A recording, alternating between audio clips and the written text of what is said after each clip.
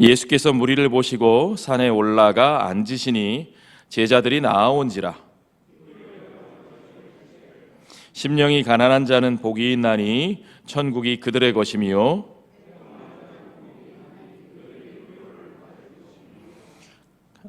여기까지입니다. 오늘 이 말씀을 가지고 우리 허성도 목사님께서 하나님 말씀 선포하실 때 큰 은혜 받으시기 바랍니다. 우리 할렐루야로 맞이하겠습니다. 할렐루야.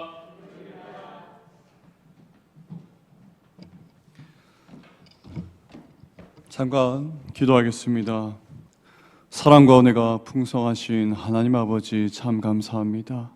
죽었던 우리를 주의 은혜로 살리시고 이 시간 주의 전에 나오게 하셔서 하나님의 말씀을 묵상케 하심에 참 감사합니다. 이 시간 주의 은혜를 간절히 간구합니다. 성령 하나님, 말씀을 조명해 주시고 이 말씀이 우리의 말씀이 되게 하시고 이 말씀대로 하나님 백성답게 살아갈 수 있는 힘을 허락하여 주시옵소서. 모든 기도의 가운데 주께 모든 것을 맡겨드리며 감사합니다. 살아계신 우리 주 예수 그리스도의 이름으로 기도 올리옵나이다. 아멘. 우리 서로를 향해서 인사하면서 시작하면 좋겠습니다. 앞뒤 좌우로 주 안에서 사랑하고 축복합니다. 인사하겠습니다. 주 안에서 사랑하고 축복합니다. 사랑하고 축복합니다. 앞에 있는 구절을 한번 보실까요? 복이 있습니다.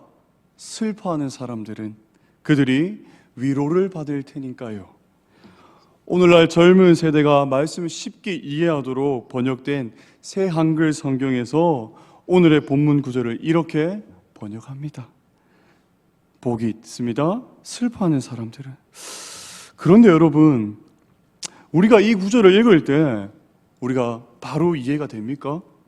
어떻게 슬퍼하는 그것이 복이 될 수 있을까요? 객관적으로 볼 때 애통하는 자를 복된 사람으로 생각하기 어렵습니다. 세상 사람들은 고통과 눈물과 슬픔을 어떻게든 피하고 싶어 합니다. 항상 기쁘고 그리고 즐거운 것이 복된 사람이라 생각을 하지요. 슬픔을 싫어하기 때문에 기왕이면 비극이 아닌 희극을 찾고 눈물을 흘리는 대신 잠시나마 웃으려고 애씁니다. 그래서 오늘날 즐겁게 아무 생각 없이 웃을 수 있는 예능 프로그램들이 얼마나 많이 방영되고 있습니까? 여러분, 우리 삶에도 날마다 행복만 있기를 바라지 않습니까?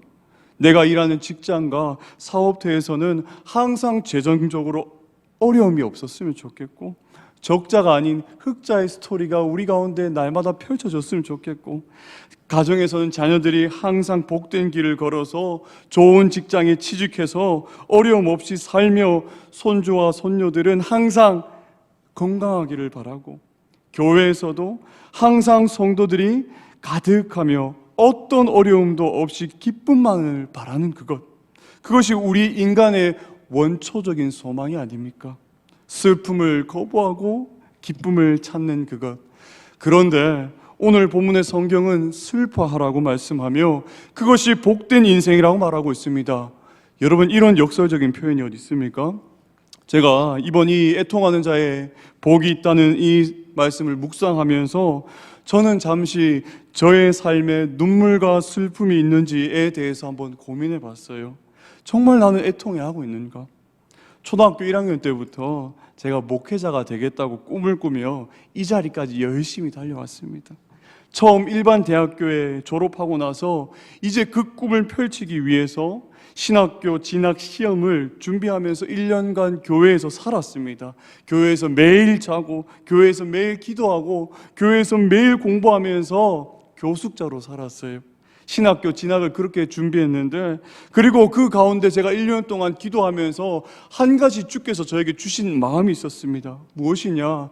온 세상에 하나님의 진리의 말씀을 선포하면서 많은 이들을 주께로 돌아오도록 쓰임받는 부흥사가 되게 해달라고. 오늘날 부흥사라고 하면요, 뭔가 부정적이고 타락한 이미지가 많지만 저는 그저 순수한 마음으로 그렇게 다짐했던 거예요. 큰 목회를 바란 적도 없었고요, 큰 명예를 바란 적도 없고, 큰 돈을 바란 것도 아니고 그저 말씀을 통해서 죽어가는 영혼을 살리고픈 그 마음이 있었습니다. 이왕이면 말씀을 통해서 부족한 종의 입술을 통해 많은 이들이 주께로 돌아오는 역사를 바라는 그것이 목회자들의 가장 큰 소망 중 하나입니다. 목사님, 그렇죠? 이를 위해서 목회 사역을 합니다. 무슨 다른 것이 더 필요합니까? 말씀을 제대로 가르치며 주 성령께서 부어주시는 그 기름 사역을 통해서 많은 이들이 주께로 돌아오기만 한다면 이보다 더 기쁘고 즐겁고 값진 그런 목회자 소망이 어디 있겠습니까? 그 열정 하나로 저는 목회의 길, 신학의 길로 뛰어들었어요. 제가 교육전도사가 되었을 때 신학적 지식도 없고 성경도 잘 몰라요. 뭐 지금도 아직 잘 모르고 근데 그때는 더 몰랐겠죠. 그런데 순수한 열정과 패기로 사역에 임했습니다. 부임한 첫 번째 사역지에서 저는 갓 들어온 신입 전도사가 오랫동안 신앙생활을 하면서 많은 부서 사역을 경험한 선생님들 앞에 떡하니 내어놓은 게 있었습니다. 그리고 거기에 사인을 해주세요라고 당당하게 요구했습니다. 그게 뭐냐? 부서 교사 사역 결단서입니다. 그때 선생님들이 어찌나 당황했던지 아직까지도 눈에 선합니다. 그때 한 권사님은요, 사인을 안 하겠다고 말씀한 그런 권사님도 있으셨어요. 그때 두 부서를 관리했기 때문에 약 40명에서 50명의 교사들에게 이런 종이를 내어줬습니다. 그리고 수련회 한 달 전에는요, 4주 동안 주일날 부서실에 모여서 모든 선생님들과 함께 기도회를 펼쳤어요.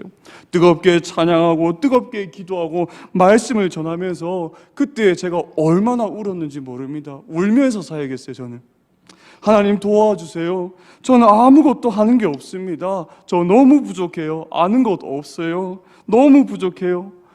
그러나 부족한 종을 사용해 주셔서 귀한 열매 맺도록 주님 인도해 주세요.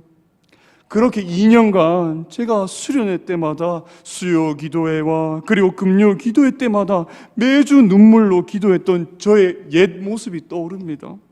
그때 그렇게 눈물로 기도하던 모습을 한 부목사님이 보시고 저를 좋게 보셨던지 저의 아내를 소개해 줬고 지금 제가 결혼까지 하게 됐고 사랑하는 시온 지연이를 얻게 되었죠. 네, 여러분, 그때는요 제가 설교를 준비하면서도 자주 울었습니다. 설교를 준비하다가 관련된 그런 찬양의 가사들이 생각나면 그 찬양을 틀어서 그 찬양을 부르면서 한 글자 한 글자 제가 눈물을 흘리면서 설교를 한 편 한 편 준비했었습니다. 그런데 너무나도 애통하고 너무나도 가슴이 답답한 것이 뭐냐면 지금은 설교를 준비하면서도 눈물이 잘 나지 않는다는 거예요. 눈물이 안 납니다. 메말랐습니다. 어찌나 메말랐던지 눈이 찜찜할 정도입니다. 다양한 사역들과 다양한 일들로 인해서 기계적으로 메말라가는 저를 볼 때 얼마나 비참하고 얼마나 무기력해지는지요. 참 요즘에 사역에 대해서 많이 고민을 하게 됩니다. 내가 바르게 사역을 하고 있는 게 맞는가?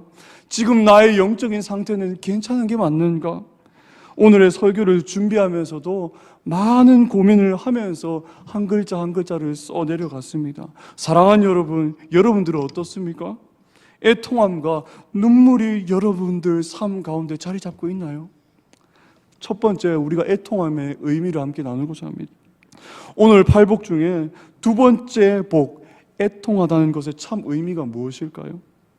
이는 헬라어 언어로 펜데오라는 단어인데요, 슬픔을 참을 수 없어서 가슴을 치며 애곡한다는 의미를 뜻합니다. 극심한 비통을 뜻하는 단어이지요. 여러분 생각을 해보면 우리 주변의 어려움으로 극심한 그 비통을 하는 사람들을 우리가 많이 보게 돼요. 전쟁으로 인해서, 사고로 인해서, 또한 다양한 이유로 사랑하는 사람을 잃어가며 가슴을 치며 슬퍼하는 사람들이 우리 삶 가운데 있습니다. 그렇다면 여러분, 이런 모든 사람들이 복을 받는다는 의미일까요? 성경에서 말하는 애통하는 자의 복이 이런 의미입니까? 아닙니다. 여러분, 여기서 말하는 애통하는 그 자의 의미는 개인적인 문제로 인해 슬퍼하거나 우는 것을 말하지 않고 영적인 애통을 의미합니다. 영적으로 내가 너무 가난하고 너무 영적으로 파산 상태로 그 상태를 보고 애통하는 것을 의미합니다. 첫 번째, 심령이 가난한 자와 연결이 되죠. 마음이 가난한 그 사람은 어떤 사람입니까? 우리가 지난번에 배웠습니다. 하나님 앞에서 내가 철저하게 아무런 존재도 아니고 부족한 존재임을 날마다 깨닫는 존재, 영적인 파산 상태임을 깨닫고 그래서 하나님의 손길을 구하며 살아가는 주바라기 같은 존재가 여러분 심령이 가난한 자입니다. 그런데 하나님 앞에서 자신이 철저하게 아무것도 아님을 깨닫는 사람은 동시에 무엇을 깨닫는 사람입니까? 자신 안에는 하나님이 기뻐하시는 의가 하나도 없고 온통 죄와 이기심과 불의함과 잔인함으로 가득한 존재임을 깨닫는 사람입니다. 그렇습니다, 여러분. 애통하는 자는 나의 비참함을 보는 사람들이에요. 자신의 비참함을 보며 우는 사람이, 나를 향해 나의 존재를 보고 나의 모습을 보고 날마다 우는 사람이 애통하는 자고 복된 사람이라고 성경은 기록합니다. 하나님 앞에서 내가 선을 행하고 싶어도 그럴 능력이 없어요.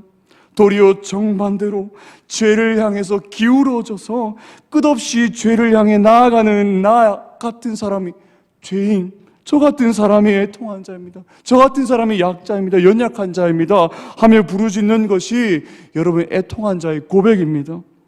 느헤미야가 3차 포로 귀환 지도자였을 때 그는 백성을 데리고 예루살렘으로 돌아왔고 성벽을 재건하였습니다. 성벽이 완성될 때에 수문 앞 광장에서 백성들을 모아서 무엇을 했습니까?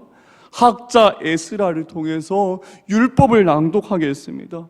모든 백성이 일어나서 그 낭독하는 말씀을 들으며 청종했을 때 여러분 어떤 일이 일어났습니까? 함께 읽어보겠습니다. 시작. 백성이 율법의 말씀을 듣고 다 우는지라 총독 느헤미야 대사장 겸 학사 에스라와 백성을 가르치는 레위 사람들이 모든 백성에게 이르기를 오늘은 너희 하나님 여호와의 성일이니 슬퍼하지 말며 울지 말라 하고. 아멘. 여러분, 우는 이들은 아이들이 아닙니다. 어른들이 모여서 하나님의 말씀이 낭독되는 것을 다 듣고 우는 것입니다. 왜 울었겠습니까? 그것은 자기 민족의 죄를 깨달았기 때문입니다. 그동안 얼마나 하나님을 떠나서 하나님께 불순종하며 살아왔는지를 깨닫게 됩니다. 말씀을 통해서 주 성령 하나님이 우리 가운데 충만하게 역사하실 때 우리의 비참함을 깨닫게 되는 것이죠. 왜 유다가 망하고 왜 저 먼 나라에 끌려가 압제를 당했는지, 왜 수치를 우리가 당했는지를 하나님의 말씀을 들으면서 알 수 있었던 것입니다. 얼마나 가슴이 아픈지 모두 다 말씀을 들으면서 눈물을 흘렸습니다. 그리고 여러분, 누가복음 18장에 예수님은 바리새인과 세리의 비유를 말씀하셨습니다. 바리새인은 한 종교 지도자이고 그리고 세리는 죄인 중에 죄인입니다.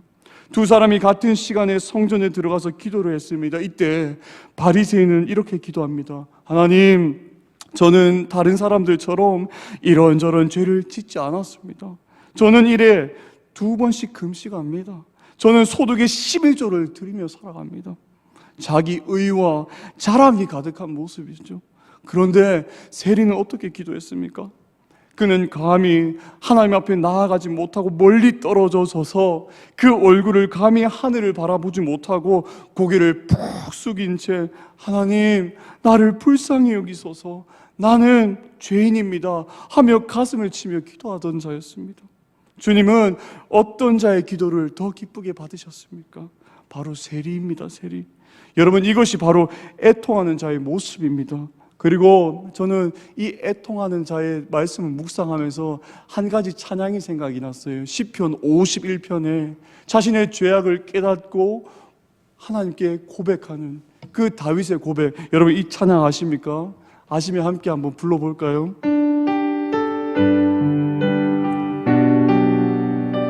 이 찬양의 가사가 우리의 고백이 되기를 간절히 소망합니다.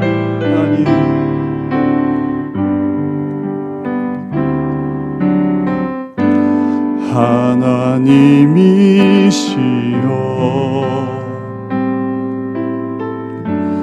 나의 모든 죄를 도말하소서. 주의 자비를 쫓아 내 죄악을 깨끗이 씻기소서. 중심의 진실함을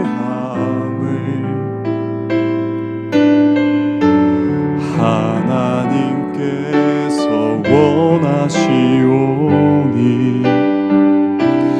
우둔한 나의 속에 당신의 지혜를 알게 하소서. 하나님이시여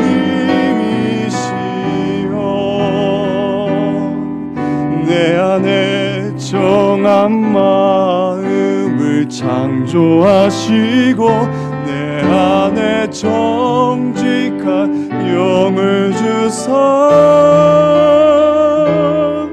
새롭게 하옵소서. 하나님이시여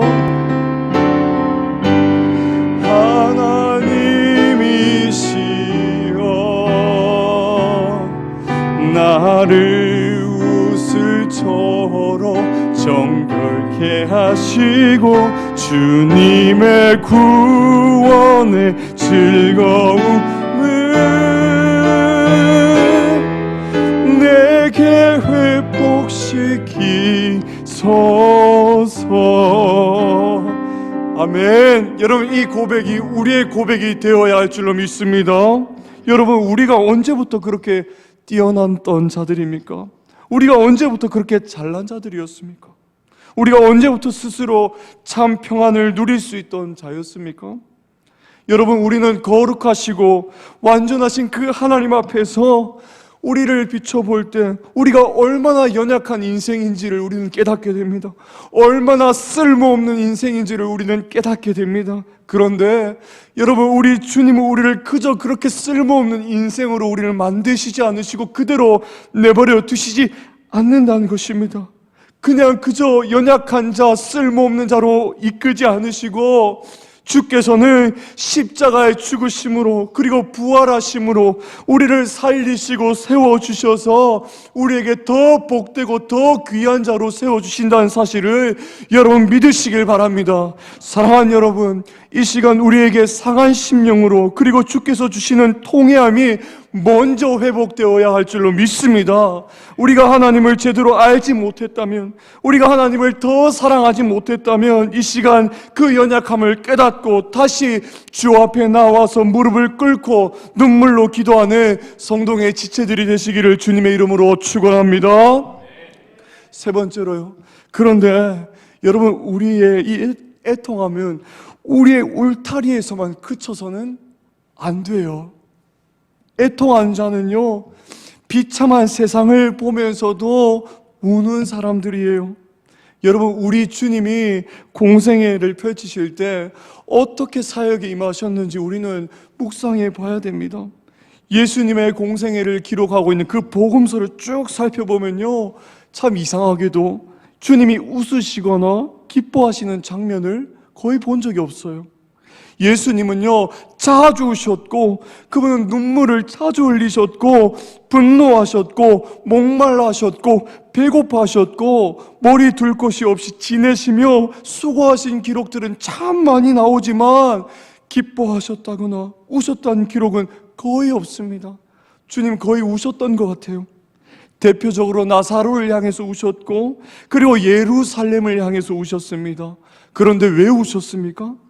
나사로의 죽음을 초래하게 된 그 죄 때문에 우셨고 온 인류의 구원자인 예수 그리스도를 영접하지 않는 그 예루살렘의 모습을 보시고 그리고 심판을 받을 그들의 모습을 보시고 제약된 모습을 보시고 우리 주님은 우셨다는 것입니다. 즉 여러분, 예수님은 자신의 죄 때문이 아니라 죄뿐만이 아니라 다른 사람의 죄와 국가 및 사회 제약 때문에도 애통해 하셨다는 것을 여러분 우리는 기억해야 돼요. 현대인들의 특징이 무엇입니까? 다른 사람의 형편이 어떠하든지 그것에 집중하지 않으려고 더 애써요. 무관심, 그것이 오늘날 현대인들의 특징 중 하나죠. 저도 그랬어요. 교회 다니는 저도, 평생 모태신앙으로 자라왔던 저도 그냥 항상 저 먼저 생각했던 것 같아요. 그런데 말씀을 통해서 성령께서 주시는 그 은혜와 깨달음을 누리면 누릴수록, 주 성령께서 말씀을 저에게 가르쳐 주시면 주실수록 저는 이웃들의 그 어려움과 그 죄악으로 고통당하고 있는 그 불의함을 보면서 눈물을 흘리지 않을 수가 없더라고요. 여러분, 무관심은 하나님 백성들에게 나타난 열매가 아니에요. 하나님의 백성들은 다른 사람의 죄를 볼 때 죄의 영향과 그 사람의 영혼을 위해서 애통해야 하는 사람입니다. 국가적인 제약과 사회의 악들이 편만한 것을 볼 때에 심각한 그 죄의 심각성을 깨닫고 느끼며 가슴을 치며 애통하는 사람이 하나님의 자녀들입니다. 우리 지난번에 이태원 사건을 두고 함께 눈물을 흘리면서 기도했잖아요. 여러분, 예전에 믿음의 선배들은 참 많이 울었습니다. 자기 영혼을 보면서도 울었고, 나라를 위해서도 울었고, 가족을 위해서도 울었고, 교회를 위해서도 울었습니다. 그런데 오늘날 우리의 모습을 보면 잘 울지 않는 것 같아요. 물론 여러분, 눈물이 기독교 신앙의 전부는 아닙니다. 기독교는 부활의 감격을 누리는 기쁨의 종교잖아요. 그래서 최종적으로 우리는 기쁨의 종교예요. 그러나 기억해야 될 것이 뭐냐? 눈물에서부터 기쁨이 시작된다는 것입니다. 예레미야 선지자는 울보였습니다. 눈물의 선지자. 그는 이스라엘 그 나라의 죄악을 보고 눈물을 흘렸고요. 타락한 제사장들을 바라보며 눈물을 흘린 자고, 타락한 예배를 바라보며 탄식하지 않을 수 없던 눈물의 선지자가 예레미야였습니다. 사랑하는 여러분, 우리 삶 주변에 불의함으로 고통받는 이웃들이 없습니까? 뉴스에 보면요, 매일매일 나오잖아요. 국가적인 죄악과 사회악이 저기 저 동네에 있다고 해서 나에게는 관련 없네? 라고 여러분 생각하지는 않으시는지요? 누군가는 돈을 벌기 위해서, 권력을 잡기 위해서 다른 사람을 짓밟는 그 행위를 우리가 그냥 두고만 보아야 합니까? 미국의 신약학자인 케네스 E. 베일리라는 신학자는요, 이런 말을 남겼습니다. 그런데 그들 자신의 고통 때문에 슬퍼하면서도 다른 사람들의 고통에는 무감각한 사람들에게는 무슨 일이 일어날까? 이런 사람들도 복이 있다고 암시하는 말은 없다. 오히려 자신이 하나님과 이웃을 사랑하라는 그 하나님의 제왕률을 지키지 못함을 깨달은 자는 그분이 주시는 위로를 체험할 것이다. 이런 이들은 영혼의 깊은 곳으로부터 하나님이 주시는 고요한 평강이 그들이 느끼는 슬픔을 타고 흘러나온다. 그런 이들은 하나님의 백성 가운데 있는 자라서 복된 사람이다. 아멘. 여러분, 하나님의 백성들은 부당한 대우를 받는 사람들을 보며 슬퍼해야 합니다. 긍휼히 여기는 마음을 결코 잊지 말아야 합니다. 우는 자들과 함께 울어야 함을 성경은 기록하고 있습니다.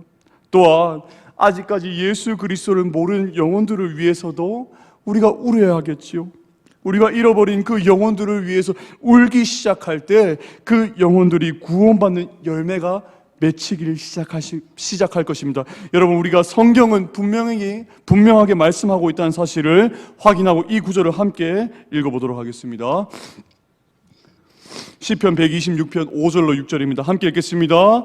눈물을 흘리며 씨를 뿌리는 자는 기쁨으로 거두리로다. 울며 씨를 나가는 자는 반드시 기쁨으로 그 곡식단을 가지고 돌아오리로다. 아멘. 주 안에 사랑하는 여러분, 자신의 죄로, 세상의 죄로 아파하며 가슴을 찢으며 눈물을 흘리고 계시는 분들이 계십니까? 여러분, 근데 애통해야 한다는 것이 결코 말대로 쉽지가 않아요. 쉽지가는 않아요. 죄송합니다. 지금 잠을 제대로 못 자서 계속 그러네요. 쉽지만 않습니다. 애통해하는 것은요, 자신의 본성을 거스르는 행위잖아요.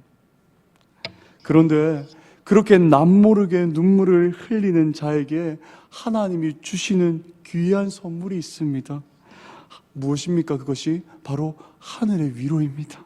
요한계시록 21장에 주님은 분명히 약속하셨습니다. 우리 이 말씀 마지막으로 읽고 말씀 맺도록 하겠습니다. 요한계시록 21장 4절입니다. 모든 눈물을 그 눈에서 닦아주시니 다시는 사망이 없고 애통하는 것이나 곡하는 것이나 아픈 것이 다시 있지 아니하리니 처음 것들이 다 지나갔음이로라. 아멘. 우리가 이 땅을 살아가는 동안에 마음이 상하고 탄식하며 눈물을 흘릴 수밖에 없지만 그날에 주님은 눈물을 닦아주시고 우리를 받아주실 것입니다. 정말 우리에게 참 위로를 주실 거예요. 우리가 그날을 기다리며 오늘도 하나님의 자녀답게 나 자신의 추악함을 애통해하고 그리고 이 세상의 죄악을 위해서 절규하며 하나님의 은혜를 날마다 갈망하는 성동의 공동체가 되시기를 주님의 이름으로 축원합니다.